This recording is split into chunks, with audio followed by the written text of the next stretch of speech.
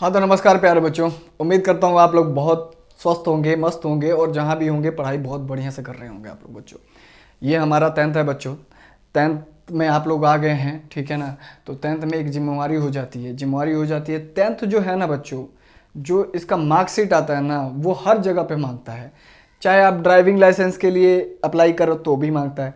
तो हम एक ऐसा ऐसा स्कोर करते हैं ना, इतना अच्छे परसेंटेज लेके आते हैं कि जब भी कोई 10th का सर्टिफिकेट देखेगा ना कहेगा वाह, ये बच्चे ने मेहनत की है, इस बच्चे में कुछ बात है। तो आप लोग मेहनत करते रहिए बच्चों। मेहनत ही जो है ना वो सफलता का एक राज है। अगर जब मेहनत नहीं कीजिएगा ना तो कुछ भी हासिल नहीं होगा, ठीक है। और हमारा एक नारा है कि जब तक तोड़ेंगे नहीं तब तक छोड़ेंगे नहीं, तो जब तक 100 नहीं लेके आएंगे तब तक रुकेंगे नहीं बच्चों, ठीक है। चलिए, आप लोग बहुत, मेरे जितने भी वीडियोस आ रहा है ना बहुत प्यार मिल रहा है, बहुत प्यार मिल रहा है। पर बच्चों मुझे ना नाम नहीं पता लग रहा है कि कौन से बच्चे कहाँ से हैं और उनका क्या नाम है। वो नाम पता लग जाए ना बच्चों कि हाँ मैं यहाँ से फलाना, मैं यहाँ से बोल रही हूँ या यहाँ से बोल रहा हूँ, तो वो चीज़ पता लग जाएगा तो थोड़ा सा और भी अच्छा लगता है कि हाँ फलाना फलाना बच्चा लोग क्या कर रहे हैं, पढ़ रहे हैं मेरे से, ठीक है बच्चों। तो आइए अब हम लोग स्टार्ट करते हैं। आज जो हम पढ़ेंगे वो क्या पढ़ेंगे, अपरिमेय संख्या पढ़ेंगे। क्या पढ़ेंगे बच्चों, अपरिमेय संख्या। अपरिमेय संख्या, ठीक है बच्चों। अपरिमेय संख्या जिसको हम लोग इंग्लिश में इरेशनल नंबर बोलते हैं। क्या बोलते हैं बच्चों, इरेशनल नंबर। अब ये बच्चों इरेशनल नंबर्स क्या होता है, ठीक है, इसको जानते हैं आप लोग। मैं यहाँ पे कुछ एग्जांपल्स लेता हूँ, उसको पहले समझते हैं। कि जैसे मान लो एग्जांपल ले लिया मैंने, ठीक है बच्चों। पहला ले लिया 0.10, 1 डबल 0, 1 3 गो 0, 1 4 गो 0, और ऐसे ऐसे ये बढ़ता चला जाएगा बच्चों, ठीक है। एक और एग्जांपल लेते हैं, ठीक है। 2.24, ठीक है, फिर 4, फिर 2 4 4, ठीक है बच्चों। फिर 2 4 4 4 4, और ऐसे ही बढ़ता चला जाएगा। एक और एग्जांपल लेते हैं बच्चों, तीसरा का एग्जांपल लेते हैं। 3 है, ठीक है बच्चों। तो यहाँ पे 3 5 3 3 5 3 3 3 5 3 3 3 3 5, और ऐसे ही ये बढ़ता चला जा रहा है। हमने अब तक दो चीज पढ़ा है, एक शांत दशमलव पढ़ा है, एक अशांत दशमलव पढ़ा है। शांत दशमलव में क्या होता है कि दशमलव के कुछ संख्या के बाद में वो पूरा पूरा कट जाता है, यानी उसका शेषफल 0 आ जाता है। और अशांत दशमलव में क्या होता है, वो निरंतर चलता रहता है, शेषफल उसका कुछ आता ही नहीं है। मतलब शेषफल तो आता है पर वो पूरा पूरा कटता नहीं है, निरंतर आता जाता है, आता जाता है, आता जाता है ना बच्चों। तो वो हमारा अशांत दशमलव है। अब इसमें देखो, इसमें जो भी संख्या है दशमलव के बाद में कुछ ना कुछ आ रहा है, कुछ ना कुछ आ रहा है। ना तो वो क्या हो रहा है, शांत हो रहा है, ना वो अशांत हो रहा है। कुछ ना कुछ आ रहा है, ना तो वो क्या हो रहा है, शांत हो रहा है, ना ही अशांत हो रहा है। अब दोनों में से, तीनों एग्जाम्पल में से देखोगे ना, ये तो शांत है ना ही ये अशांत है। तो आप इसको क्या बोलोगे, आप इसको बोलोगे कि हम लोग ये जो दशमलव, इस प्रकार का दशमलव है, इसको हम लोग बोलते हैं बच्चों अनवसानी, अनवसानी, अनवसानी, अनावर्ती, ठीक है बच्चों। क्या बोलते हैं, अनवसानी, अनावर्ती, या इसको बोल सकते हैं अशांत, अशांत अनावर्ती, अनावर्ती, अशांत अनावर्ती बोल सकते हैं, या अनवसानी अनावर्ती बोलेंगे बच्चों, ठीक है। और जो हमारा अशांत आवर्ती जो दूसरे वाला था उसको अशांत आवर्ती बोलेंगे। तो इसमें दशमलव के बाद में कुछ ना कुछ आता जाएगा, तो उसको हम लोग क्या बोलते हैं, अपरिमेय संख्या बोलते हैं। तो इसका परिभाषा क्या होता है बच्चों, इसका परिभाषा लिखूं, वह संख्या जिसे शांत और अथवा अशांत दशमलव के रूप में व्यक्त नहीं किया जा सकता उसको क्या बोलेंगे, उसको बोलेंगे शासकता, उसे वह अपरिमेय संख्या कहलाती है, वह अपरिमेय संख्या कहलाती है बच्चों, अपरिमेय संख्या कहलाती है। ठीक है, फिर से एक बार परिभाषा को समझते हैं। वह संख्या जिसे शांत अथवा अशांत दशमलव के रूप में व्यक्त नहीं किया जा सकता, ना तो वो शांत होगा ना ही वो अशांत होगा। ठीक है, उसे हम लोग क्या कहते हैं, अपरिमेय संख्या है। अतः वो संख्या वो दशमलव प्रसार किस प्रकार का होगा, अतः यह दशमलव प्रकार अनवसानी अनावर्ती हो गया या अशांत अनावर्ती होगा। ठीक है बच्चों, इतना समझ में आ गया। ये हमारा एग्जाम्पल्स है कि परिमेय संख्या का, जैसे यहाँ पे लिख देना एग्जाम्पल में, जैसे ये 1 2 3 4। ठीक है बच्चों, ये हमारा है। अब इसके हम गुणधर्म को करते हैं। ठीक है ना बच्चों, अपरिमेय संख्या के गुणधर्म को करते हैं। ठीक है, ये आप लोग नोट कर पॉज करके उतार लीजिए। इसके कुछ ना कुछ तो गुणधर्म होंगे, है ना बच्चों। तो अपरिमेय संख्या के अपरिमेय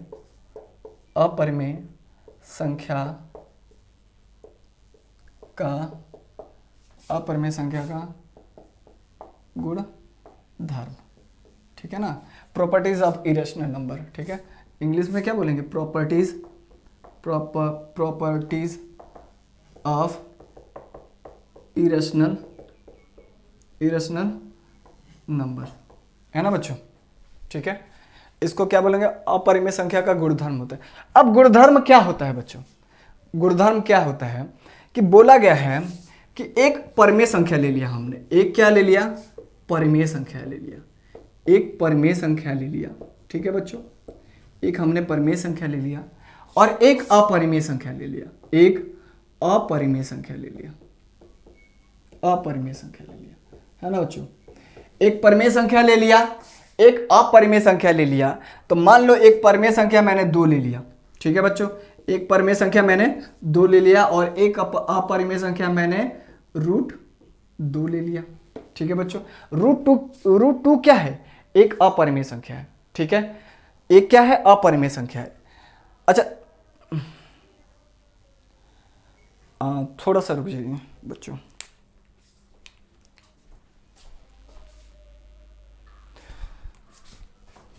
तो हाँ बच्चों, तो हमने एग्जाम्पल कुछ किए, जिस एग्जाम्पल में हमने समझा था कि ये जो संख्या है, यह जो संख्या है वो कौन सा है, अपरिमेय संख्या है। ठीक है, और सर आप लोग पूछोगे सर और कौन कौन से अपरिमेय संख्या हो सकते हैं, तो मैं बताता हूँ। ठीक है ना बच्चों, कि मैंने यहाँ पे लिखा, ठीक है ना, कि m एक पूर्णांक है। क्या है बच्चों, पूर्णांक है। ठीक है, m एक पूर्णांक है जो कि पूर्ण वर्ग नहीं है। क्या है, पूर्ण वर्ग। ये धनात्मक पूर्णांक लेना बच्चों, इसको m एक धनात्मक, यहाँ पे मैं लिख देता हूं धनात्मक, m एक धनात्मक पूर्णांक है जो कि पूर्ण वर्ग नहीं है।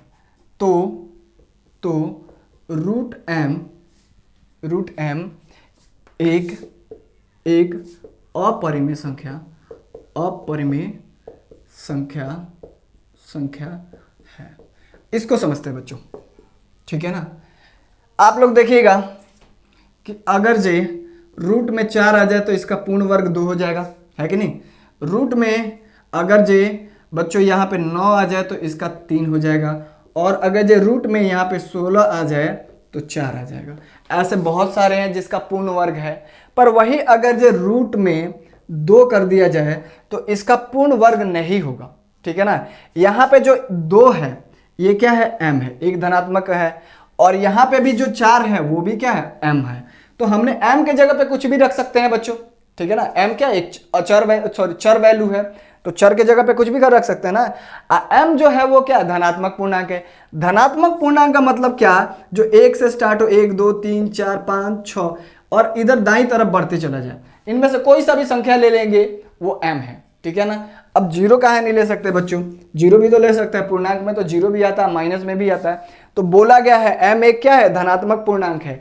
तो धनात्मक और जीरो जो होता है ना तो वो धनात्मक होता है ना ही वो ऋणात्मक होता है। तो जीरो को हमको नहीं लेना है, हम लोगों को जीरो को नहीं लेना है। उसके बाद एक को ले लो, चाहे दो को ले लो, चाहे तीन को ले लो, ठीक है ना बच्चों, वो सब क्या है, एक धनात्मक पूर्णांक है। तो ये m है, m को लेना है, इन्हीं संख्याओं में से m को लेना है, इन्हीं संख्याओं में से m को लेना है। अब इन्हीं संख्याओं में से चार देखोगे तो चार क्या है, एक पूर्ण वर्ग है। और इन्हीं संख्याओं में कहीं पे आप लोगों को 9 मिलेगा, तो 9 भी क्या है, एक पूर्ण वर्ग है। इन्हीं संख्याओं में, इन्हीं धनात्मक पूर्णांक संख्याओं में 16 भी मिलेगा बच्चों, 25 भी मिलेगा, तो वो सब क्या है, पूर्ण वर्ग है। पर यहाँ पे क्या बोला है, यहाँ पे बोला है m एक धनात्मक पूर्णांक है जो कि पूर्ण वर्ग नहीं है। पूर्ण वर्ग नहीं है, यहाँ पे √2 क्या है, पूर्ण वर्ग है, नहीं है। यहीं पे √1, एक क्या है, पूर्ण वर्ग है, एक आ जाता है। √3 क्या एक पूर्ण वर्ग है, नहीं है बच्चों। इसका पूर्ण वर्ग होगा, नहीं होगा, ये पूर्ण वर्ग नहीं है। तो जो पूर्ण वर्ग नहीं है, जितने भी संख्या है जो पूर्ण वर्ग नहीं है, वो सब क्या है, अपरिमेय संख्या है। क्या है, सब अपरिमेय संख्या है। तो यहाँ पे देखेंगे √2 अपरिमेय संख्या है, √3, √5 4 नहीं होगा, √6, √7, √8, √10 और ऐसे ऐसे ये सारी संख्या क्या हो जाएगा, अपरिमेय संख्या हो जाएगा बच्चों। क्या हो जाएगा, अपरिमेय संख्या हो जाएगा। इतना समझ में आया। अब एक तीसरा है, ठीक है, ये आप उतार लो यहाँ पे। अब एक और है जो समझाना है आपको।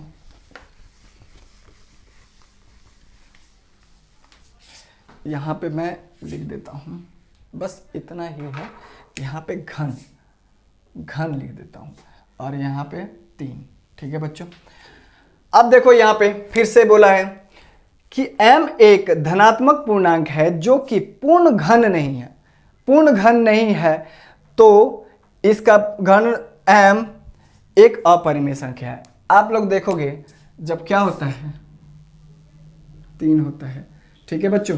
तो यहाँ पे अगर जो हम रखते हैं 8 को, तो 8 क्या हो जाता है, 2 में बदल जाता है। यहाँ पे रखते हैं बच्चों हम लोग किसको, 27 को, तो 3 3 9 और 3 आ जाता है। यहाँ पे रखते हैं हम लोग बच्चों 64 को रखते हैं, तो क्या है, यहाँ पे आ जाता है 4 आ जाता है कि नहीं, मिल जाता है कि नहीं। तो ये क्या है, पूर्ण घन है। 8 हमारा जो m है, 8 ये m है, तो 8 जो है वो क्या है, पूर्ण घन है। 27 भी क्या है बच्चों, पूर्ण घन है। 64 भी क्या है, पूर्ण घन है। पर इसके अलावा जितना भी संख्या है वो क्या पूर्ण घन है, नहीं है, वो क्या पूर्ण घन नहीं है। एक भी है बच्चों, एक को तो कुछ भी ले लो, एक तो एक आ जाएगा। तो अगर जो कहोगे जो √2 है, घन है, वो नहीं होगा।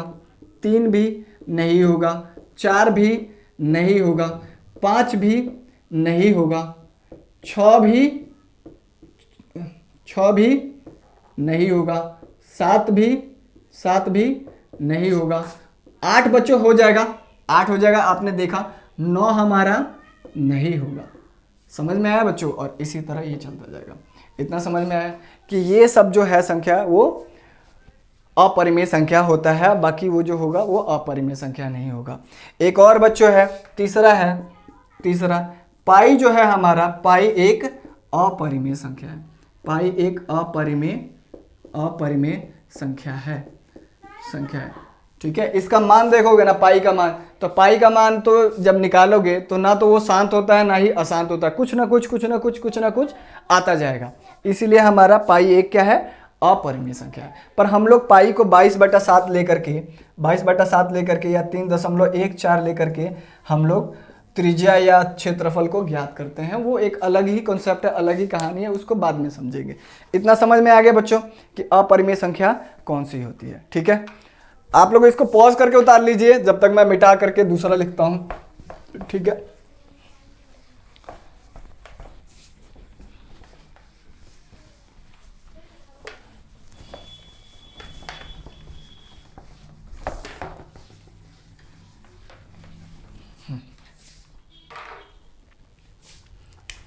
अब हम जो कर रहे हैं ना बच्चों, अपरिमेय संख्या का गुणधर्म। कौन सी बच्चों? अपरिमेय संख्या का गुणधर्म, जिसको इंग्लिश में बोलते हैं properties of irrational number, irrational numbers. ठीक है बच्चों, प्रॉपर्टीज ऑफ इरेशनल नंबर्स बोलते हैं। ठीक है, तो अब जब देखोगे इसके गुणधर्म क्या होता है कि मान लीजिए बच्चों, मान लो मैंने एक ले लिया, मैंने परिमेय संख्या ले लिया, एक परिमेय संख्या ले लिया। ठीक है ना बच्चों, एक मैंने परिमेय संख्या ले लिया और एक मैंने ले लिया अपरिमेय संख्या, अपरिमेय संख्या ले लिया। ठीक है बच्चों, एक मिनट देख लूँ, ये हीट हो जाता है ना तो नहीं चलता है, एक बार देख लेते हैं कि चल रहा है कि नहीं। हाँ बच्चों, चल रहा है ये। ठीक है, ठीक है। एक परिमेय संख्या होता है और एक मैंने परिमेय संख्या ले लिया और एक अपरिमेय संख्या ले लिया। कि मान लो, देख लो आप लोग कि मैंने ले लिया दो हमारा क्या है, एक परिमेय संख्या हुआ। ठीक है, और यहाँ पे मैंने ले लिया दो ले लिया, एक हमारा अपरिमेय संख्या है। तो जब एक परिमेय संख्या और एक अपरिमेय संख्या लेकर के जब इनको जोड़ेंगे तो हमारा जो योगफल आएगा वो एक अपरिमेय संख्या आएगा बच्चों। ठीक है ना, जब हम क्या करेंगे, इसको एक परिमेय संख्या और एक अपरिमेय संख्या को लेकर के जब दोनों को जोड़ेंगे तो हमारा योगफल क्या आएगा, अपरिमेय संख्या आएगा। उसी तरह एक परिमेय संख्या को लेकर के एक परिमेय संख्या से घटाएंगे तब भी हमारा क्या आएगा, एक अपरिमेय संख्या आएगा। उसी तरह एक परिमेय संख्या और एक अपरिमेय संख्या को लेकर के गुणा कर देंगे तो भी हमें क्या प्राप्त होगा, एक अपरिमेय संख्या प्राप्त होगा बच्चों। इसको जोड़ेंगे तो इतना आएगा, इसको घटाएंगे तो इतना आ जाएगा इसका अंतर, और इसको गुणा करेंगे तो इतना ही आएगा। और उसी तरह एक अपरिमेय संख्या को लेके परिमेय संख्या से क्या कर देंगे, भाग कर देंगे तो हमारा क्या मिल जाएगा, अपरिमेय संख्या ही मिलेगा। क्या मिलेगा बच्चों, अपरिमेय संख्या ही मिलेगा। तो समझ में आया, यही गुणधर्म है। ठीक है, तो इसको हम लोग क्या करते हैं, लिख लेते हैं। ये समझ में आ गया बच्चों कि एक परिमेय ले लिया, एक अपरिमेय ले लिया, दोनों को जोड़ेंगे तो अपरिमेय मिलेगा। जब दोनों एक परिमेय और एक अपरिमेय को घटाएंगे तो अपरिमेय संख्या मिलेगा। एक परिमेय और एक अपरिमेय को गुणा करेंगे तो हमें क्या मिलेगा, अपरिमेय संख्या मिलेगा। एक परिमेय और एक अपरिमेय को भाग करेंगे तो भागफल में हमें क्या मिलेगा, अपरिमेय संख्या ही मिलेगा। ठीक है बच्चों, तो यहाँ पे हम लोग करते हैं। ठीक है, लिखेंगे, क्या लिखेंगे, पहला लिखेंगे एक परिमेय और बच्चों एक अपरिमेय संख्या का योग क्या होता है, अपरिमेय होता है, अपरिमेय होता है। ठीक है बच्चों, क्या होता है, अपरिमेय होता है। जैसे आप लोग लिख दीजिएगा 3 + √3 या फिर 4 + √2। ठीक है बच्चों, या √5 प्लस में 3 ले लो या 1 ले लो, ये हो गया। उसी तरह तीसरा हम लोग कहते हैं, दूसरा एक परिमेय संख्या और एक अपरिमेय संख्या। कितने बच्चों, एक अपरिमेय संख्या का अंतर मतलब होता है घटाव, अंतर अपरिमेय होता है। क्या होता है बच्चों, अपरिमेय होता है। ठीक है, तो यहाँ पे ले लेते जैसे कि एक में से घटाया मैंने √2 को तो एक अपरिमेय हो गया, या √3 में से मैंने घटाया 4 को तब भी ये होगा, या 4 में से घटाया मैंने 5 को तो ये हमारा क्या हो गया, अपरिमेय संख्या होगा। फिर तीसरा हम लोग लेते हैं बच्चों एक परिमेय संख्या और एक अपरिमेय संख्या का गुणज क्या होगा, गुणज अपरिमेय होगा। क्या होगा, अपरिमेय होता है। उम्मीद करता हूँ यहाँ तक दिख रहा होगा आप लोगों को। ठीक है, अपरिमेय होता है जैसे में आप लोग ले लोगे बच्चों कि 2 ले लिया और √2 ले लिया, 3 ले लिया और √5 ले लिया। ठीक है, 4 गुणा में √6, ये सब के सब क्या हो गया, एक अपरिमेय संख्या आएगा। एक और ले लेते, एक अपरिमेय संख्या और एक परिमेय संख्या का भागफल, भाग लिख लो, भाग क्या होगा, एक अपरिमेय हो गया। जैसे एग्जाम्पल में दे देता हूं मैं, इसको आप लोग मैं मिटा देता हूं, पॉज करके उतार लेना बच्चों, ठीक है, ठीक है। ये हमारा 4 नंबर है, ये हमारा 4 नंबर है। जैसे 2 रूट में 5, ठीक है, या 5 रूट में 3, या 3 रूट में 6, ठीक है। ये सब क्या हो गया, हमारा अपरिमेय संख्या हो गया, ठीक है बच्चों। इतना तो समझ में आ गया, ठीक है। अब चलते हैं नेक्स्ट टॉपिक पे, ठीक है ना बच्चों। अब इसको मैं थोड़ा मिटा देता हूं, रफ कर देता हूं, आप लोग थोड़ा सा इसको समझना। अब एक और चीज को समझते हैं, पॉज करके उतार लेना आप लोग बच्चों, पॉज करना और उतार लेना, ठीक है बच्चों। तो यहां पे एक और चीज है, ठीक है, यहां पे एक और चीज है,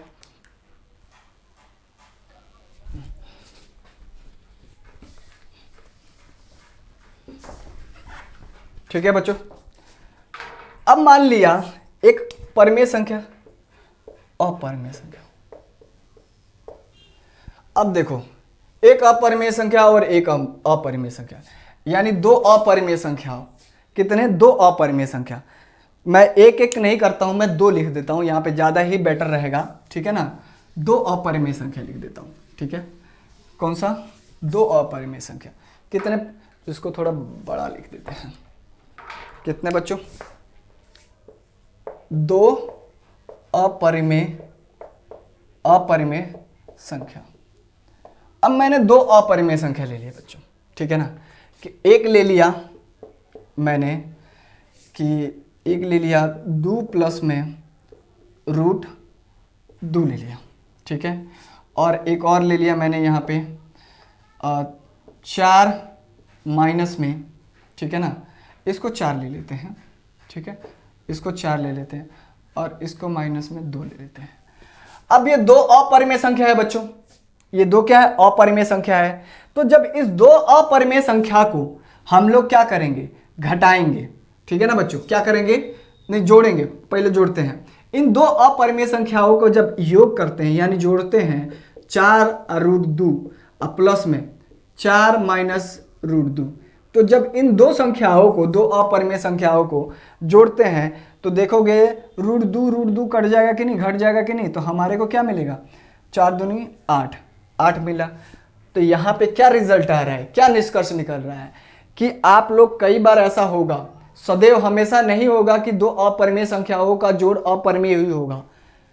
हाँ, ये भी चांस हो सकता है कि 2 अपरिमेय संख्याओं का जोड़ परिमेय संख्या हो सकता है, ठीक है ना, जैसे हमने यहाँ पे लिखा है, ठीक है ना। तो यहाँ से क्या बनता है, यहाँ से बनता है, एक और एग्जाम्पल ले लेते हैं बच्चों, ताकि आप लोगों को बेटर समझ में आए, कि मान लो यहाँ पे मैंने क्या कर लिया, 3 ले लिया, माइनस में 5 ले लिया, ठीक है बच्चों।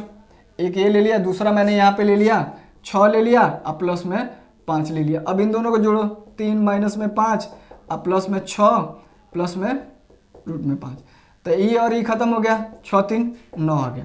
9 क्या है, एक परिमेय संख्या है कि नहीं। तो जब 2 अपरिमेय संख्याओं को हमने जोड़ा तो हमें क्या मिला, परिमेय संख्या मिला। तो हमेशा याद रखना कि 2 अपरिमेय संख्याओं का योग सदैव अपरिमेय संख्या नहीं होगा, परिमेय संख्या भी होगा। तो यहाँ पे लिखेंगे 2 अपरिमेय संख्याओं का योग सदैव अपरिमेय संख्या नहीं होगा। क्या होगा, नहीं होगा, ठीक है ना, वो परिमेय भी हो जाएगा। ठीक है बच्चों, समझ में आया आप लोगों को, बहुत बढ़िया, ठीक है। तो योग वाला समझ लिए। आप क्या करते हैं, घटाव वाला देखते हैं, घटाव वाले की एग्जांपल लेते हैं, ठीक है, ठीक है। क्या बोला, 2 अपरिमेय संख्याओं का अब अंतर ले लेते हैं, अंतर लेकर के देखते हैं बच्चों, ठीक है। अंतर, ठीक है, 2 परिमेय संख्याओं का नहीं होगा, परिमेय होगा, ठीक है ना, हो सकता है परिमेय।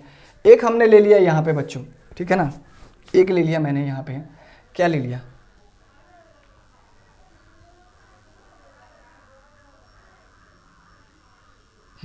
एक मैंने ले लिया यहाँ पे 4 ले लिया, और यहाँ पे ले लिया मैंने प्लस में √5 ले लिया, ठीक है। दूसरा ले लिया मैंने बच्चों यहाँ पे, ठीक है ना, दूसरा ले लिया यहाँ पे कि मैंने ले लिया 2 अब प्लस के √5 ले लिया, ठीक है बच्चों। दो संख्या अपरिमेय संख्या ले लिया, अब दोनों को घटा के देखते हैं। तो 4 में से √5 को घटाएंगे तो ये हम इसको ब्रैकेट में रखेंगे बच्चों।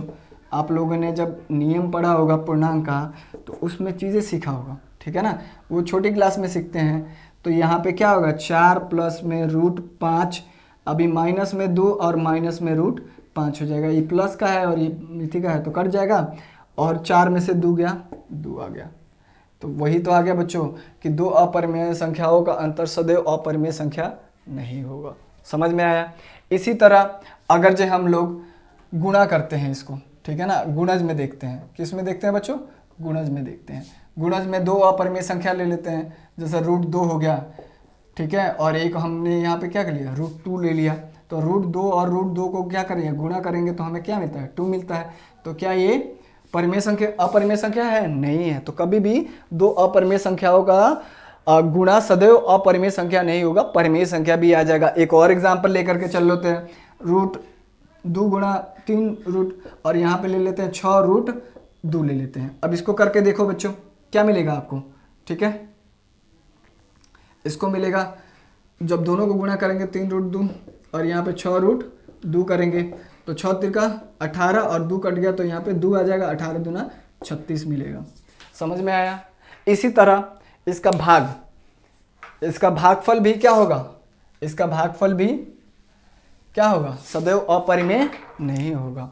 इसका भाग कह लो या विभाजन कह लो, ठीक है ना बच्चों, कि अगर जब मैं √2 को √2 से भाग करता हूँ तो हमें क्या मिल जाएगा 1 मिल जाएगा। अगर जो 3 √3 को है यहाँ पे √3 से भाग करता हूँ तो हमें क्या मिलेगा 3 मिल जाएगा। तो ये क्या आ रहा है, एक परिमेय संख्या आ जा रहा है कि नहीं आ जा रहा है बच्चों। तो हमने अपरिमेय संख्या के कुछ गुणधर्म कर लिया और सीख लिया अपरिमेय संख्या किसे कहते हैं, ठीक है बच्चों। अब इसके बाद जो सीखेंगे ना वो अभाज्य गुणनखंड सीखेंगे, क्योंकि 1.4 प्रश्नावली में वो चीज़ें वहाँ पे है, ठीक है। तो हम लोग उसको पहले ही सीख लेते हैं, प्रैक्टिस कर लेते हैं, तो जब प्रश्नावली पे जाएंगे तो उसको एकदम लगातार करते जाएंगे, एकदम साफ तेजी में बढ़ते जाएंगे, ठीक है, बुलेट ट्रेन के स्पीड से बढ़ते जाएंगे बच्चों, ठीक है। जब तक ये मैं मिटाता हूँ तब तक आप लोग उतार लीजिए पॉज करके, मैं थोड़ा पॉज कर देता हूँ।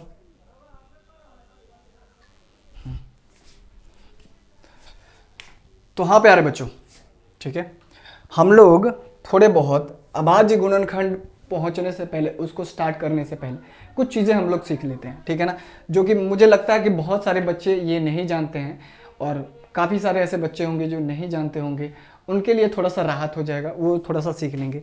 हम इनसे पहले थोड़ा सा एक चीज़ पे ध्यान देंगे, वो पहला क्या है गुणज, गुणज पे थोड़ा ध्यान देंगे, फिर उसके बाद गुणनखंड पे ध्यान देंगे, है ना बच्चों, और तीसरा उसके बाद सार्वगुणनखंड, सार्वगुणनखंड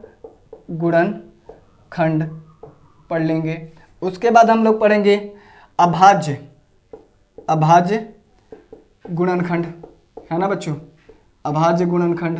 फिर उसके बाद लसौ, ठीक है, मसौ। ये 1 2 3 4 5 और 6, ये 6 चीज़ें हम लोग अभी सीखेंगे, ठीक है। तो सबसे पहले हम लोग ज़्यादा देरी नहीं करते हैं, गुणज को स्टार्ट करते हैं, गुणज और गुणनखंड को स्टार्ट करते हैं। तो हाँ बच्चों, गुणज सीखते हैं हम लोग सबसे पहले, गुणज, ठीक है ना। गुणज को इंग्लिश में मल्टीपल बोलते हैं, मल्टीपल्स बोलते हैं, ठीक है ना। तो हमारा जैसे बच्चों 4 है, अब 4 के गुणज निकालना है, 4 के अगर जो गुणज निकालना है बच्चों तो 4 के गुणज अनगिनत होंगे, इनफाइनाइट होंगे। इनफाइनाइट मतलब होता है अनगिनत, अपरिमित होता है बच्चों। तो बोलेगा अगर जो 4 का गुणज निकालने के लिए अगर जब पूछ लेगा कि मान लीजिए 4 के कितने गुणज हो सकते हैं, तो बोल देना अपरिमित होगा बच्चों। कैसे अपरिमित होगा, 4 के बहुत गुणा हो सकते हैं। 4 को आप किसी भी नंबर से गुणा करिएगा ना, 1 से गुणा करिएगा तो 4 आएगा, तो 4 भी क्या 4 के गुणज है।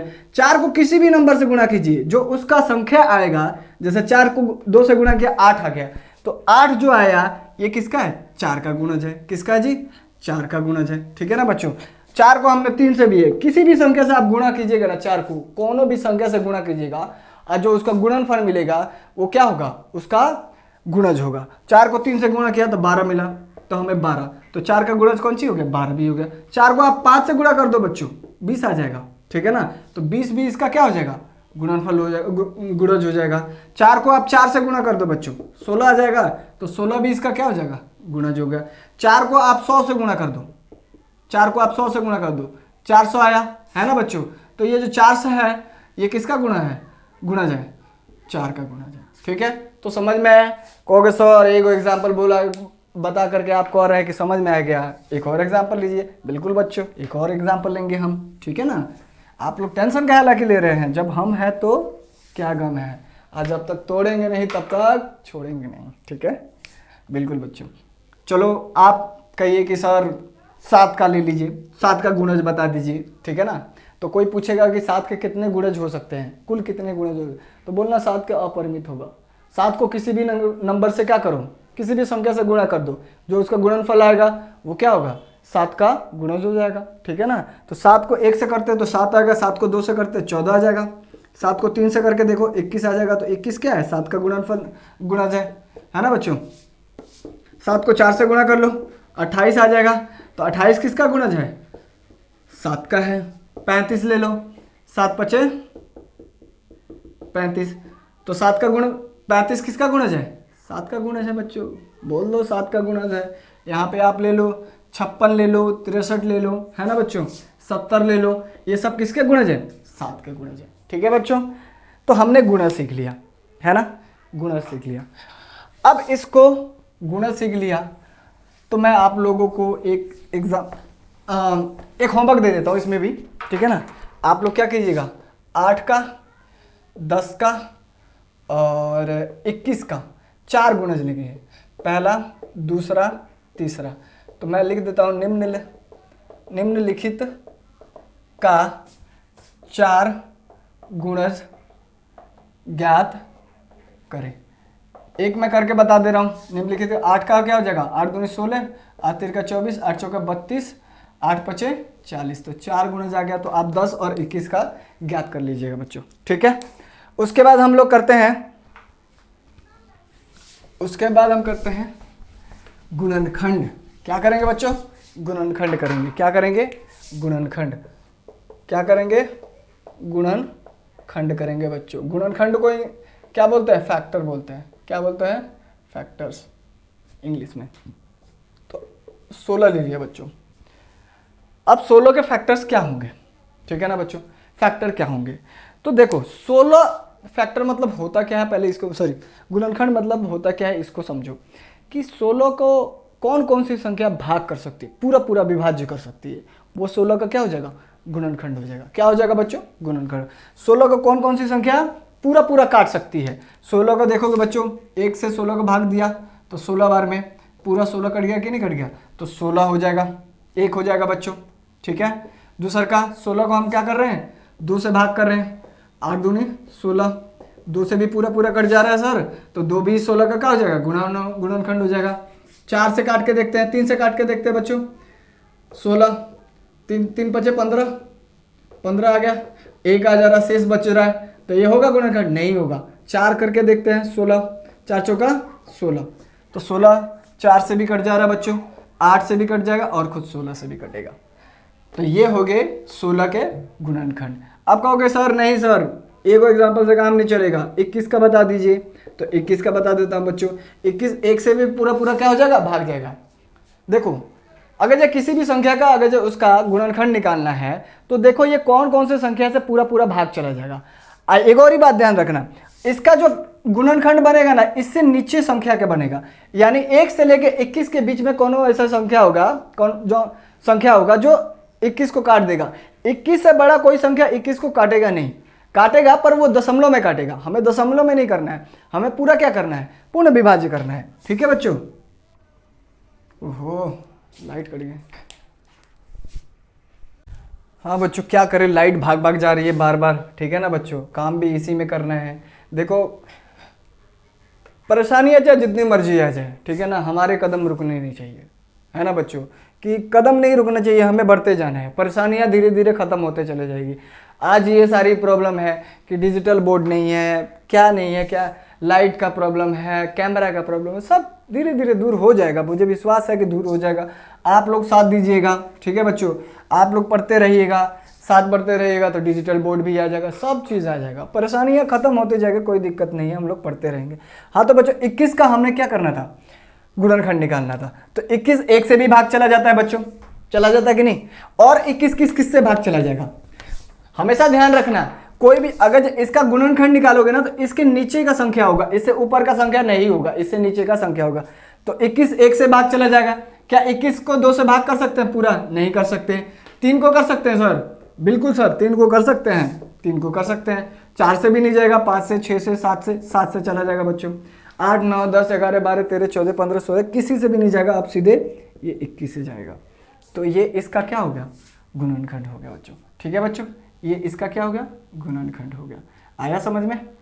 तो गुणनखंड ऐसे निकाला जाता है। एक 35 ले लेते हैं, 35 का गुणनखंड निकालिए सर। 1 से चला जाएगा, 5 से चला जाएगा, 7 से चला जाएगा और 35 से चला जाएगा। इसके अलावा और किसी से जाएगा? चेक कर लो, और किसी नंबर से जाए तो बताना, कमेंट में लिखना सर हाँ सर इस संख्या से जा रहा है। नहीं जाएगा, सिर्फ इसी संख्या से ही ये पूरा विभाजित हो जाएगा।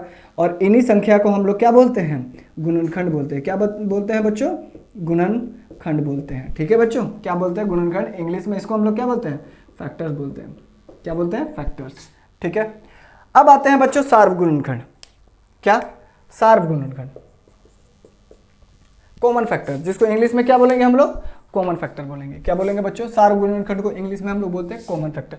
जैसे कहते हैं ना कॉमन निकाल दो, तो उसी को बोलते हैं कॉमन फैक्टर।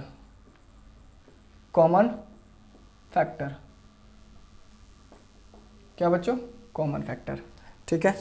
तो हम लोग कॉमन फैक्टर निकालते हैं। कॉमन फैक्टर निकालने के लिए कैसे निकालेंगे, ठीक है बच्चों? तो कॉमन फैक्टर सार्वगुणनखंड निकालना हो तो हम पहले क्या करते हैं? पहले गुणनखंड निकालते हैं। सार्वगुणनखंड कब निकलेगा? दो संख्याओं को ही सार्वगुणनखंड निकलेगा। 2 हो, 3 हो, 4 हो, उनका ही सार्वगुणनखंड निकलेगा। जैसे मान लो एक मैंने 16 ले लिया और एक मैंने ले लिया आपका इधर 24 ले लिया, ठीक है बच्चों। अब दोनों का गुणनखंड निकालेंगे। 1 से चला जाएगा भाग, 2 से, 4 से, 8 से और 16 से। 24 को देखोगे आप लोग, 24 1 से चला जाएगा, 2 से चला जाएगा, 3 से चला जाएगा, फिर 4 से भी चला जाएगा, 8 से भी चला जाएगा, 12 से चला जाएगा और 24 से जाएगा। ये हमने 16 और 24 का क्या निकाल दिया? गुणनखंड निकाल दिया। अब सार्वगुणनखंड क्या होता है बच्चों कि जब 16 और 24 का गुणनखंड निकाल दिया तो इन दोनों में कौन कौन से संख्या आ रहा है? दोनों में 1 आ रहा है, 1 ले लिया। दोनों में 2 आ रहा है, 2। दोनों में 4 आ रहा है, 4। दोनों में 8 आ रहा है, 8। यानी ये जो संख्या दोनों में है, दोनों में वो जो संख्या है, दोनों में संख्या है, उसी को हम लोग क्या बोलते हैं? सार्वगुणनखंड बोलते हैं। क्या बोलते हैं? सार्वगुणनखंड बोलते हैं बच्चों। क्या बोलेंगे? सार्वगुणनखंड। क्या होगा? 1 होगा, सार्वगुणनखंड बच्चों क्या होगा? 1 हो जाएगा, 2 हो जाएगा, 4 हो जाएगा, 8 होगा। ये सब नहीं होगा, क्यों? क्योंकि ये दोनों में नहीं आ रहा है, दोनों में कॉमन नहीं आ रहा है, इसलिए ये सार्वगुणनखंड है, ठीक है बच्चों। फिर कहोगे सर नहीं, एगो से काम नहीं चलेगा, एक और क्वेश्चन, ठीक है बच्चों, बिल्कुल बिल्कुल। और क्वेश्चन ले लेते हैं हम लोग, ठीक है, और क्वेश्चन ले लेते हैं।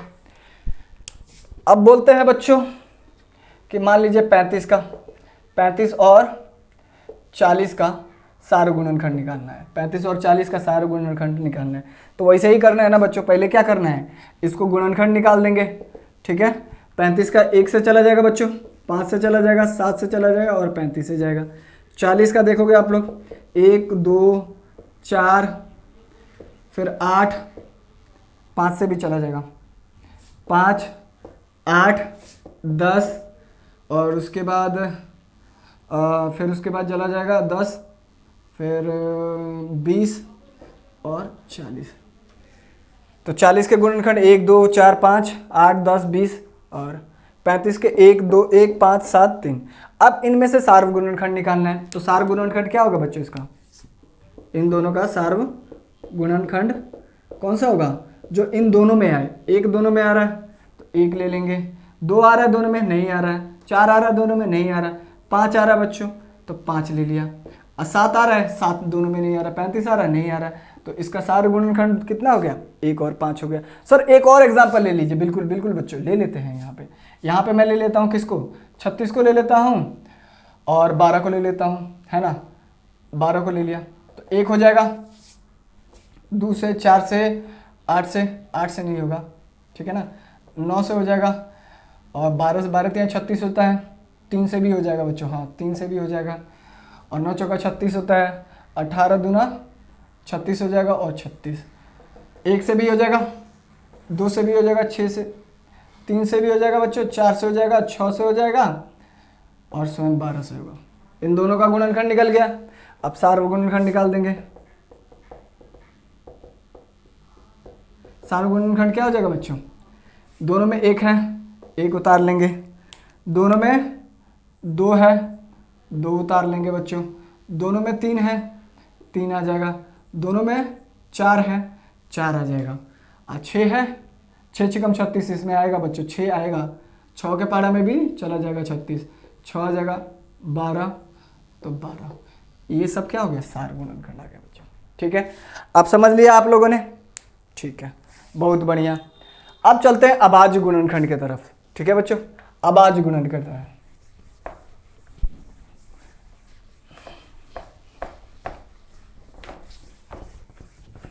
देखो ये तो बच्चे पहले भी सीख लेते हैं, ठीक है ना, और जिनको नहीं मालूम है वो सीख लें। अब अभाज्य गुणनखंड, अभाज्य गुणनखंड बच्चों, ठीक है ना, प्राइम फैक्टर जिसको इंग्लिश में क्या बोलते हैं, प्राइम फैक्टर। अच्छा देख लेता हूँ कि बंद हुआ है कि नहीं हुआ है, इसका कोई भरोसा नहीं, बंद हो जाता है ये। ठीक है बच्चों, प्राइम फैक्टर। अब प्राइम फैक्टर अभाज्य गुणनखंड, कोनो भी संख्या का अभाज्य गुणनखंड करना है। जैसे मान लो मैंने 16 ले लिया, तो 16 का अभाज्य गुणनखंड क्या होगा बच्चों, तो 16 का अभाज्य गुणनखंड निकालेंगे तो 16, दो कौन सा संख्या है, अभाज्य संख्या है। अगर जो आपको अभाज्य संख्या नहीं मालूम है तो पीछे वीडियो मैंने बना रखा है, वहाँ पे आप लोग जाकर देख लीजिए कि अभाज्य संख्या किसे कहते हैं। 2 हमारा अभाज्य संख्या है, तो 8, फिर 2, 4, फिर 2, फिर यहाँ पे 2 आ जाएगा, फिर यहाँ पे 1, तो ये क्या है, अभाज्य गुणनखंड।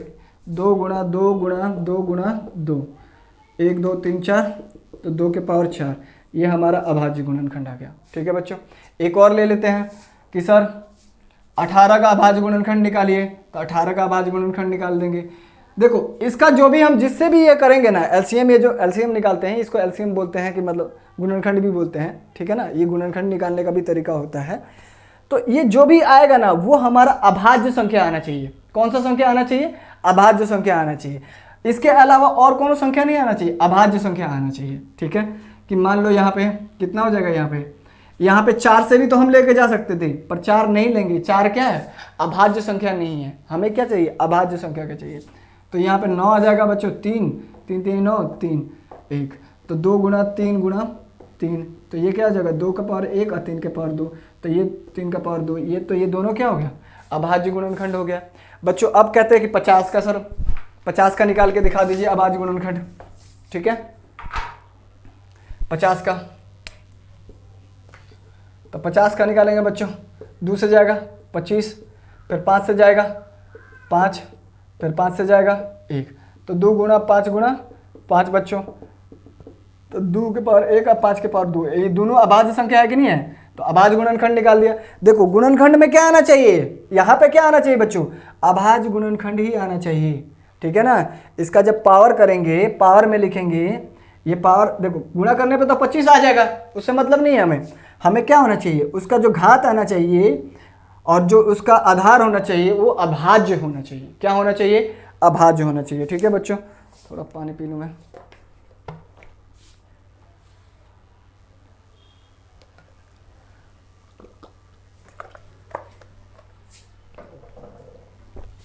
एक और ले लेते हैं बच्चों।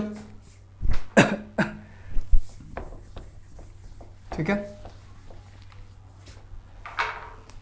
52 को ले लेते हैं, देख लेते हैं 52, तो 52 का अगर निकालेंगे 2 से जाएगा तो कितना हो जाएगा, 25 दूना 50 26 दूना 52, 2 दूना 4, 6 दूना 12, फिर 2 13, अब 13 1, तो 2 गुणा 13।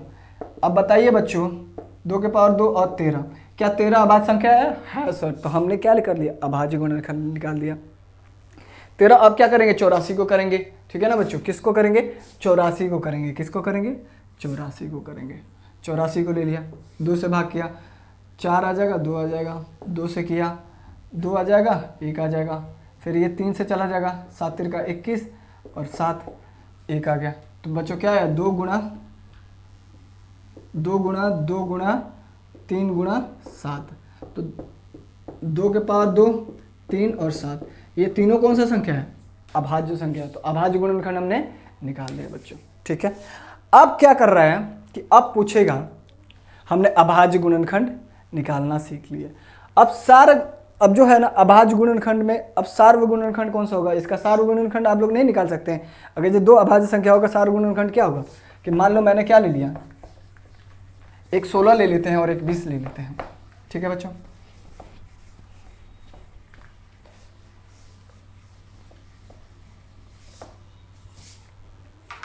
एक 16 ले लेते हैं और 20 ले लेते हैं, ठीक है।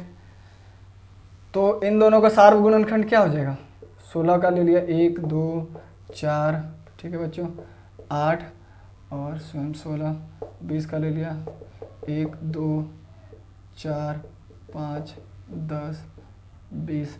तो हमारा सार्व गुणनखंड कितना आ गया, 1 आ गया, 2 आ गया, 4 आ गया, इसके अलावा कुछ नहीं है। ये हमारा सार्व गुणनखंड है, हाँ ये हमारा सार्व गुणनखंड है, ठीक है। अब इसके बाद जो करते हैं ना बच्चों, इसके बाद जो करते हैं ये चलो ठीक है, अभाज्य गुणनखंड वो तो ठीक है, हमने निकालना सीख लिया। ये सार्व गुणनखंड तो कुछ नहीं है, इसको हटाओ, ठीक है। अब जो हम सीखेंगे बच्चों, एक चीज हम लोग सीखेंगे यहाँ पे, लॉसो और मॉसो। कौन सा जी, लॉसो लघुत्तम समापवर्तक, ठीक है, और मॉसो सीखेंगे, ठीक है ना। इसको क्या बोलते हैं, इसको लोवेस्ट एलसीएम बोलते हैं ना, लोएस्ट कॉमन फैक्टर बोलते हैं, ठीक है ना। इसको हाईएस्ट कॉमन फैक्टर बोलते हैं, ठीक है बच्चों। देख लेते हैं, हीट तो नहीं हुआ ना, नहीं, ठीक है।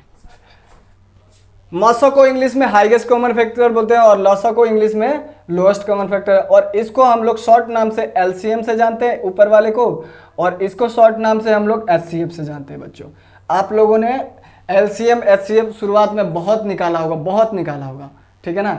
अब यहाँ पे निकालना हम लोग क्या करेंगे, सीखेंगे कि कैसे हम लोग निकालते हैं, ठीक है बच्चों। तो एचसीएफ और एलसीएम निकालने के लिए बच्चों, ठीक है, मतलब मान लो 2 संख्या और ले लिया, 16 ले लिया और 20 ले लिया, इसका हम लोग क्या करते हैं, एचसीएफ निकालते हैं पहले, ठीक है ना, कि एचसीएफ इसका क्या होगा। तो एचसीएफ हम लोग हाईएस्ट कॉमन फैक्टर क्या होता है वो मैं आपको बताता हूँ। कि मान लो इसका मैंने अगर जो निकाला फैक्टर निकाला, 1 आ जाएगा, 2 आ जाएगा, इसका गुणनखंड निकाला 1 2 4 8 और 16, इसका निकाला 20 का 1 2 4 5 10 और 20 निकाला। अब इन दोनों का सार्व गुणनखंड निकाल दो, सार्व गुणनखंड। मैं एचसीएफ के बारे में बात कर रहा हूँ, मॉसो के बारे में भी बात कर रहा हूँ बच्चों, लॉसो के बारे में बात नहीं कर रहा हूँ मैं, मॉसो के बारे में बात कर रहा हूँ। तो यहाँ से क्या निकल गया हमारा, दोनों में 1 कॉमन है, दोनों में 1 आ रहा है, तो 1 ले लिया बच्चों, 2 आ जाएगा, 4 आ जाएगा, इसके अलावा नहीं आ जाएगा। तो क्या होता है, ये महत्तम समावर्तक की जो इसका सार्व गुणनखंड आएगा ना, 2 संख्याओं का सार्व गुणनखंड आएगा, जो सबसे बड़ा रहेगा ना सार्व गुणनखंड, उसी को हम लोग क्या बोलते हैं, एचसीएफ बोलते हैं, उसी को हम लोग क्या बोलते हैं, एचसीएफ बोलते हैं, यानी मॉसो बोलते हैं। जो सबसे बड़ा सार गुणनखंड निकाल देंगे, 2 संख्याओं का सार गुणनखंड निकालते हैं, तो जो सार गुणनखंड में जो सबसे बड़ा आएगा ना, वही उसका क्या होगा, एचसीएफ होगा। एक और ले लेते हैं बच्चों यहाँ पे, कि मान लो दूसरा ले लिया मैंने, 50 ले लिया, और यहाँ पे 50 ले लिया और 40 ले लेते हैं, ठीक है, 40 नहीं 25 ले लेते हैं, ठीक है, दोनों का निकाल के देखते हैं। 50 का निकालेंगे, 1 से चला जाएगा, 5 से चला जाएगा बच्चों, ठीक है, फिर उसके बाद 10 से चला जाएगा और 25 से जाएगा और सीधे 50 से जाएगा। फिर 25 का गुणनखंड निकालते हैं, 1, 5 और 25, इसके अलावा नहीं जाएगा। अब इसका सार्वगुणनखंड निकालेंगे बच्चों, सार्वगुणनखंड, तो 1 भी आ रहा है, 5 भी आ रहा है दोनों में, और दोनों में 25 भी आ रहा है। तो इसका HCF क्या होगा बच्चों? HCF 50 और 25 का HCF क्या होगा? तो बोला ना, HCF वो होता है जो सार्वगुणनखंड का सबसे बड़ा गुणनखंड होगा, वही होगा। तो सबसे बड़ा क्या है? 25 है, तो इसका HCF हो गया 25। अब हम इसको भाग विधि से बनाते हैं, ये तो हो गया उससे। अब इसको भाग विधि से बनाते हैं, तो भाग विधि से सर बनाने का तरीका भी सिखा दीजिए। बिल्कुल सिखा देंगे बच्चों। 16 और 20 को भाग विधि, पहले क्या करेंगे, देखेंगे कौन सा बड़ा है और कौन सा छोटा है। जैसे यहाँ पे 16 छोटा है और 20 बड़ा है, तो क्या करेंगे, 20 को 16 से भाग करेंगे। जब भाग विधि से बनाएंगे तो 16 एकम 16, ठीक है, यहाँ पे कितना आ गया बच्चों? 4 आ गया। अब इसको क्या करना है, जो शेष फल आया है इसके जो भाजक है उससे भाग कर देना है, भाग करना है उसको। तो 4 चौका 16, ठीक है। अब इससे पूरा पूरा ये कट गया, तो ये हमारा क्या हो जाता है? HCF हो जाता है। तो देखो बच्चों, यहाँ पे भी HCF 4 आया कि नहीं आया। अब वहाँ पे भी देखते हैं, ठीक है ना, कि सर इसका हो गया, उसका भी निकाल दीजिए। बिल्कुल बच्चे निकाल देते हैं उसका भी, ठीक है, उसका भी HCF निकालते हैं कि 25 और 50 का, ठीक है ना, जो बड़ा है उसको भाग करेंगे छोटे वाले से।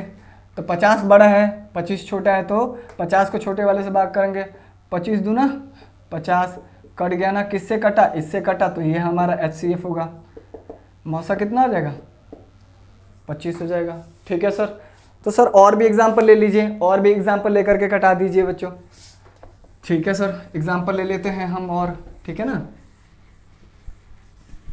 यहाँ पे ले लिया मैंने, क्या ले लिया, ले लेते हैं 2 ले लेते हैं, एगो 28 और 12 ले लेते हैं, 12 और 28 ले लेते हैं। इसका बता दीजिए सर। बड़े वालों को क्या करेंगे? छोटे वाले से भाग कर देंगे। तो 7 दूना 12 दूना 24, 24 आ गए यहाँ पे 4 आ जाएगा बच्चों, और यहाँ पे 12, तो 4 3 12, किससे कटा? 4 से कटा, तो HCF क्या हो जाएगा बच्चों? HCF हमारा 4 हो जाएगा। समझ में आ गया बच्चों? ठीक है, इसका ये ठीक है, चल रहा है।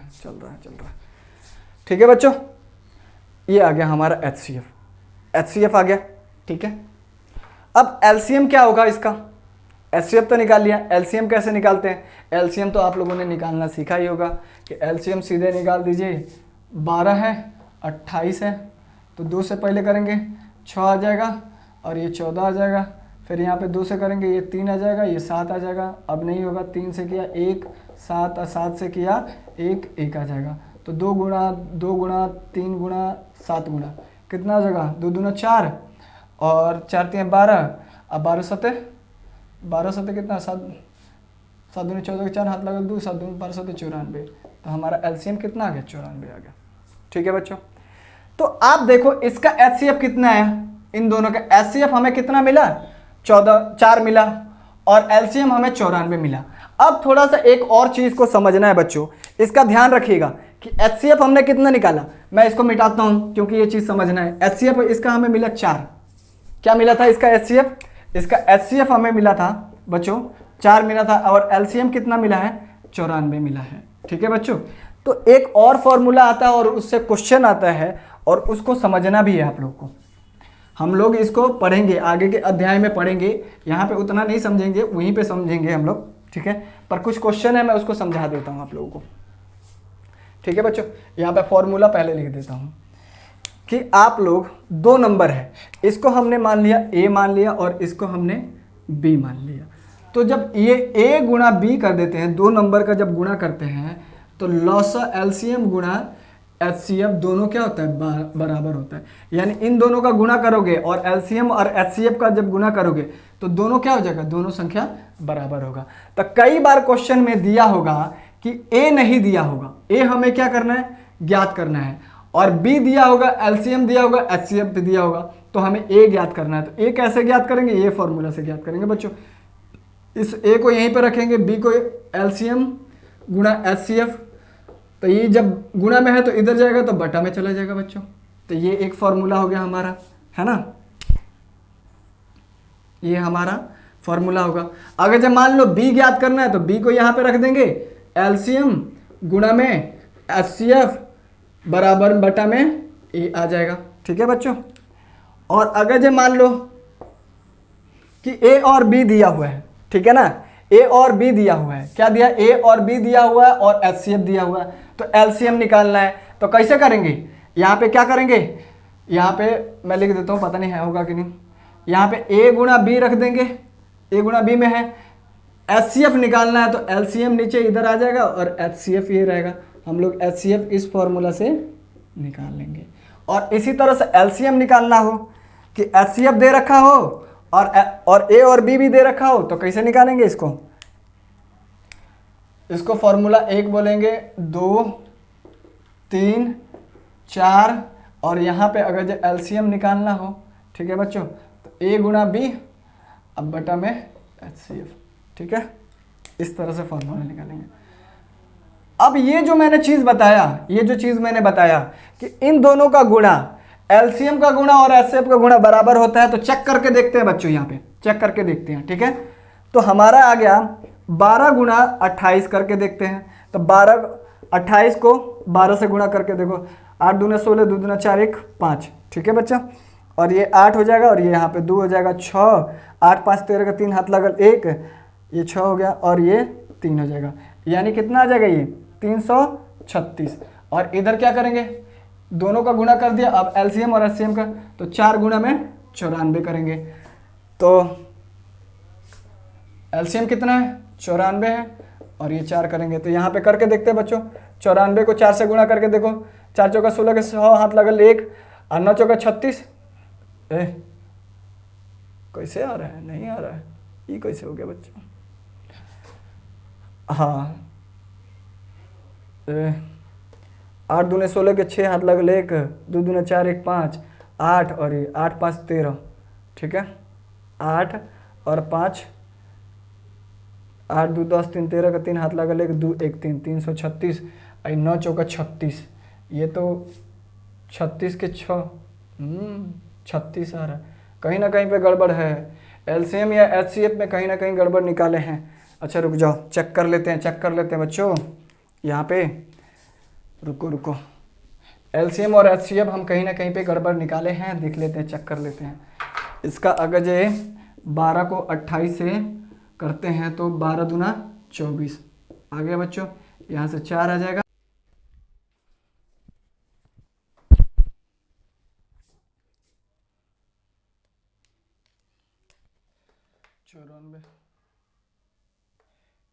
नहीं बच्चों, ये 336 नहीं मिल रहा, शायद हमने कहीं पे गड़बड़ किया है। एचसीएफ तो हमारा सही है, एलसीएम में थोड़ा सा गड़बड़ था। ठीक है बच्चों, एलसीएम हमारा क्या आ रहा था, एलसीएम हमारा आ रहा था बच्चों, ठीक है, एलसीएम 12 और 28 का 4, 1 मिनट देख लेते हैं, 12 और 28 का एलसीएम आ रहा था 6, 14, फिर 2 किया 3, 7, 7 का 21, 21 चौका 4, 4 दूना 84, ओहो 84 आ रहा है बच्चों। एलसीएम हमारा क्या आ रहा है, 84 आ रहा है, तभी गलत हो रहा था यहाँ पे। अब देखो 84 को 4 से गुणा करोगे बच्चों, 4 चौका 16 के 6 हाथ लगल 1, 8 चौका 32, 32 1 33। तो बच्चों यहाँ पे जब इसको गुणा किया तो ये भी हमारा क्या आ गया, 336, यानी 336। अब ये दोनों पूरा हो गया कि नहीं बच्चों, यहाँ पे देखोगे हमने क्या कहा था, ए और बी का गुणा, एलसीएम और एचसीएफ का गुणा, तो हमने ए और बी को गुणा किया, ए हमारा 12 था और 28 को गुणा किया, तो यहाँ पे 336 मिला।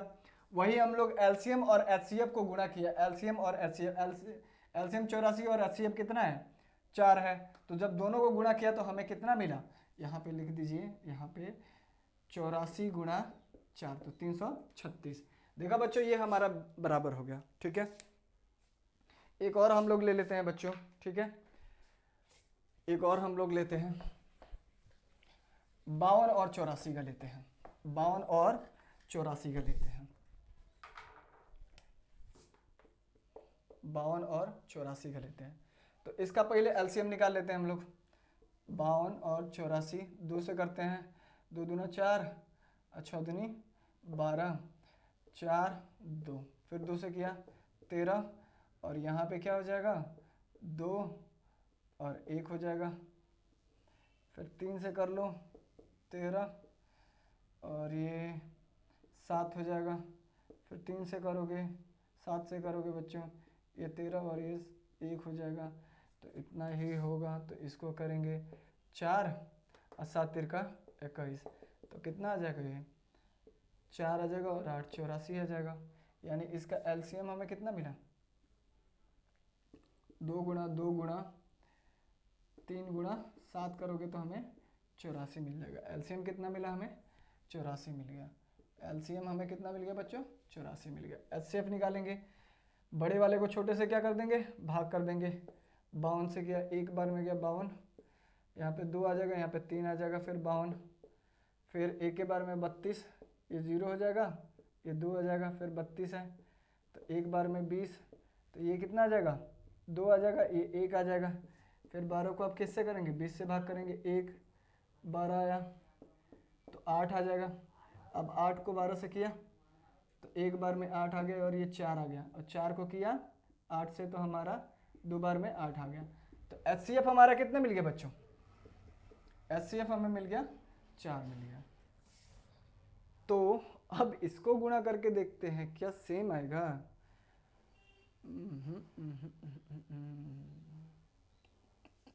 देखते हैं कैसे निकाले हैं। अरे 13 से तो गुणा कर वही नहीं किए हैं, ओहो यहाँ पे 2 2 2 3 7 और 13 से भी तो करेंगे ना बच्चों यहाँ पे, तभी तो ये 1 होगा 1 होगा। एचसीएफ ठीक है हमारा, एचसीएफ कोई गड़बड़ नहीं है। एचसीएफ हमने 4 निकाल दिया, एचसीएफ निकालना सीख लिया है ना आप लोगों ने। हाँ एचसीएफ हमारा 4 आ गया। एलसीएम में थोड़ा सा 84 में क्या कर देंगे बच्चों, 84 में 13 से भाग करें, 3 चौके 12 के 2 हाथ लगल, 1 8 तिरका 24, 24 1 25, हमारा हो गया 25, 4 और 8 2 9 10, 1092 आ गया। यानी एलसीएम हमारा कितना है 1092 आ गया। तो हमारा एलसीएम मिल गया, एचसीएफ भी मिल गया। तो ये वाला फॉर्मूला लगाकर हम देखते हैं कि ये दोनों ठीक है कि गलत है। ठीक है, इसको मैं मिटा देता हूँ, ठीक है, ताकि फॉर्मूला जगह मिल जाए हम लोगों को। तो गुणा करेंगे 84 को 52 से गुणा करेंगे बच्चों, 4 दूनी 8, 8 दूनी 16, ठीक है, 5 को 20 के 0 हाथ लगल 2, 8 5 40, 40 2 42, ये हो जाएगा 8, ये हो जाएगा 6, ये हो जाएगा 3, ये हो जाएगा 4। तो हम दोनों 52 और 84 को गुणा किया, एलसीएम गुणा एचसीएफ, तो यहाँ पे 1092 गुणा में 4 है, तो इसको किया गुणा तो 4 3 6 8 मिला। अब इन दोनों को गुणा करके देखते हैं, 1 0 9 2 को 4 से गुणा किया तो 4 दूनी 8, 9 चौका 36 के 6 हाथ लगल 3, तो यहाँ पे 3 उतर आएगा, आई 4। तो देखो बच्चों आ गया कि नहीं आ गया, 4 3 6 8 आ गया। आंसर मिल गया कि नहीं मिल गया, मिल गया बच्चों, ठीक है ना। तो कोई भी दो संख्या का गुणा करते हो, उसका गुणा और एलसीएम और एचसीएफ का गुणा करोगे तो क्या मिलेगा, बराबर मिलेगा। ठीक है बच्चों, अगर इसी क्वेश्चन में हमें क्या करना है कि मान लीजिए कि एचसीएफ हमें दे रखा है, इस क्वेश्चन का इस तरह दे दिया हो कि इस दोनों का एचसीएफ हमें 4 हमने निकाला था अभी कि 4 एचसीएफ आया था, एलसीएम कितना आया था 1000 कुछ आया था कि नहीं, अभी आया था, देख लेना एक बार पॉज करके। तो एलसीएम ज्ञात करना है, एचसीएफ हमें दे दिया, ये 2 नंबर दे दिया और एलसीएम ज्ञात करना है। तो एलसीएम ज्ञात करना है तो ये वाला फॉर्मूला लगाएंगे ना बच्चों, एलसीएम बराबर ए गुणा बी और बटा में एचसीएफ, है ना बच्चों। तो ए हमारा क्या है 52 है और गुणा में बी 84 हो गया, और यहाँ पे एचसीएफ कितना दे रखा है 4 दे रखा है। तो 13 चौक इसको इससे काट देते हैं, 4 दूनी 8 2 4 एकम 4 21 आ गया। अब देखो, तो 52 को 21 से गुणा करके देखो, 2 5 4 और 10, ये आ गया, 2 आ गया, 9 आ गया, 1092 एलसीएम आ रहा था कि नहीं। और यहाँ पे हमने इस फॉर्मूले से भी 1092 लेकर के आ गया। अब मान लो एलसीएम हमें दे दिया है, कि एलसीएम हमें इसी क्वेश्चन पे लेके चलते हैं, करके देखते हैं कि एलसीएम अब 192 दे रखा है, हमें एचसीएफ निकालना है ना बच्चों। इसका एलसीएम दे दिया, कि इसका एलसीएम कितना दे दिया, इन दोनों का एलसीएम दे दिया 1092। अभी हमने निकाला कि एलसीएम बराबर हमें क्या दे दिया, 1092 दे दिया। हमें एचसीएफ ज्ञात करना है बच्चों, एचसीएफ ज्ञात करना, और ए और बी हल हैं। एचसीएफ ज्ञात करने के लिए बच्चों क्या करेंगे, एचसीएफ बराबर ए गुणा बी और एलसीएम का मल्टीप्लाई। तो देखो यहाँ पे क्या आ जाएगा, एचसीएफ 52 गुणा 84 और 1092, तो 4 दूनी 8 और 4 तीन 12, 4 से कट जाएगा ये, ठीक है ना, 4 से आराम से कटेगा ये दोनों। तो 4 दूनी 8 और 4 एकम 4, यहाँ पे 4 दूनी 8, 2 लगा, इस 7 चौके 28 और 4 तीन 12, 3 है, तो 7 3 10 2 12, ठीक है, 3 से भी कट जाएगा, तो 3 7 21 और 9 तिरका 27 और 3 एकम 3 और 13 7 91, 7 एकम 7 7 तिरका 21, 13 7 91 और 13 चौका 52। तो बच्चों एचसीएफ हम इससे ज्ञात कर लिए कि नहीं कर लिए, 4 ज्ञात कर लिए। ठीक है बच्चों, हमने सब कुछ ज्ञात करके सीख लिया। अगर जे मान लो एलसीएम दे दिया, एचसीएफ दे दिया और एक ये नंबर नहीं दिया, तो आराम से इस फॉर्मूला को लगाएंगे और आंसर पाएंगे। एक और क्वेश्चन करते हैं हम लोग बच्चों, जिसमें क्या दे रखा है कि मान लीजिए, इसको मिटाते हैं, वो क्वेश्चन क्या है देख लेता हूं मैं, ठीक है।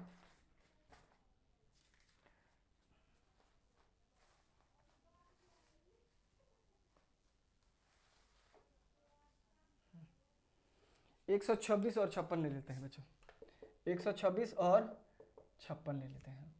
तो इसका पहले क्या करना है आप लोगों को, एचसीएफ भी ज्ञात करना है, एलसीएम भी ज्ञात करना है, ठीक है ना। फिर उसके बाद इस फॉर्मूलों को भी करके हम लोग देखेंगे कि कैसे कैसे बैठ रहा है। तो एचसीएफ ज्ञात करेंगे तो क्या करेंगे, बड़े वाले को छोटे से भाग कर देंगे, तो एक बार में चला जाएगा ना, 56 दूना 112, 112, तो यहाँ पे 6 आ जाएगा, 4 आ जाएगा, है ना बच्चों, ये 1 आ जाएगा, और यहाँ पे 4 चौका 16, 14 चौका 56, 56 कट गया हमारा, ठीक है बच्चों। तो एचसीएफ कितना आ गया इसका, एचसीएफ बच्चों 14 आ गया। एलसीएम निकालेंगे, एलसीएम निकालने के लिए हम विभाजन विधि लगाएंगे, 56 2 से जाएगा, 6 दूना 12 और 3 दूना 6, 2 दूना 4 और 8 दूनी 16। फिर 3 से काट के देखते हैं, 2 दूना 3 दूना 6 और 1 और यहाँ पे 28। फिर इसको 3 से काट के देखेंगे, 7 तिरका 21 और यहाँ पे 28। फिर 7 से काट के देखेंगे, 7 एकम 7, 7 चौके 28। तो हमारा कितना आ गया यहाँ पे,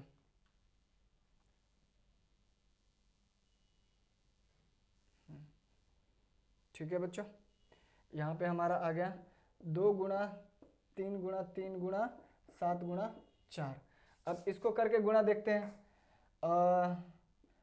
4 दूनी 8 और 8 नवा 72, अब 72 सते, 7 दूनी 14 के 4 हाथ लगल 1, 7 दूनी 14, 14 1 15, 154 कैसे आएगा यार, ठीक तो है ना,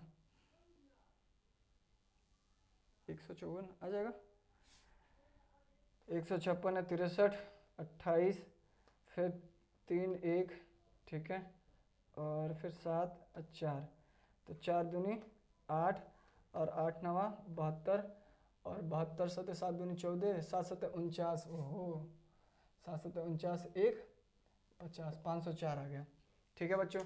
तो इसका एलसीएम भी हमें कितना मिल गया, 504। अब दोनों को देख लेते हैं इसको,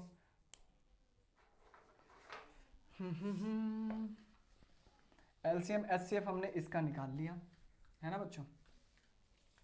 देखते हैं क्या ये चीज़ सही है। तो हमारा यहाँ पे दे दिया, ए कितना दे दिया, 126 फॉर्मूला लिखते हैं, ए गुणा बी बराबर एलसीएम गुणा एचसीएफ, ठीक है ना बच्चों। ए हमारा 126 गुणा 56 और ए हमारा क्या है 14 गुणा एलसीएम हमारा 504 गुणा 14। देखते हैं दोनों बराबर आ रहा है कि नहीं। 126 को 56 से गुणा करके देखते हैं, 6 कम 36, 3 6 दूना 12, 12 3 15, हाथ लगल 1 और 6 6 1 7 30 3 10 3 13, हाथ लगल 1 5 1 6, तो 6 5 10 1 7 7 0 5 6। इसको करके देखते हैं अब 504 है, 14 से गुणा करके देखते हैं, 4 चौका 16 के 6, हाथ लगल 1 1 आ जाएगा, 5 चौका 20, ठीक है बच्चों। 4 0 5, तो 6 5 0 7 आ गया कि नहीं, 7 0 5 6, ये हो गया। अगर जब मान लो इसमें का एक नंबर नहीं दिया है, ये वाला नंबर नहीं दिया है, ये वाला नंबर नहीं दिया है, ठीक है, और एलसीएम दे दिया, एचसीएफ दे दिया है इसी का, कि एलसीएम दे दिया है और एचसीएफ दे दिया है, तो क्या हम नहीं निकाल सकते। ए नहीं दिया है, बी दिया हुआ है, तो निकालेंगे ना, ए का फॉर्मूला लगा देंगे। क्या लगाएंगे, ए बराबर क्या एलसीएम गुणा में एचसीएफ बटा में बी। तो ए बराबर एलसीएम कितना दे रखा है 504 गुणा में 14 और बी कितना दे रखा है 56 दे रखा है, 14 चौका 56 और यहाँ पे करेंगे 5 4 एकम 4 और 4 दूनी 8 और यहाँ पे 8 4 एकम 4 2 लगा 24 6 चौका 24। तो देखो बच्चों ए बराबर 124 आ गया कि नहीं, 124 नहीं 6 चौकम 24 होता है ना, 6 चौका 24 होता है। हाँ काट के देखोगे ना 504 को तो 126 आ जाएगा, ठीक है, ये गलत है, तो 126 ही था ना जी, आ गया कि नहीं आ गया। तो बच्चों आज ये चैप्टर समाप्त हो गया, और बच्चों प्लीज़ आप लोग लाइक कर दीजिए, सब्सक्राइब कर दीजिए, ठीक है, और अगला वीडियो देखने के लिए आपके ऊपर आ रहा होगा उसको आप लोग क्लिक कीजिए, ठीक है बच्चों। धन्यवाद बच्चों।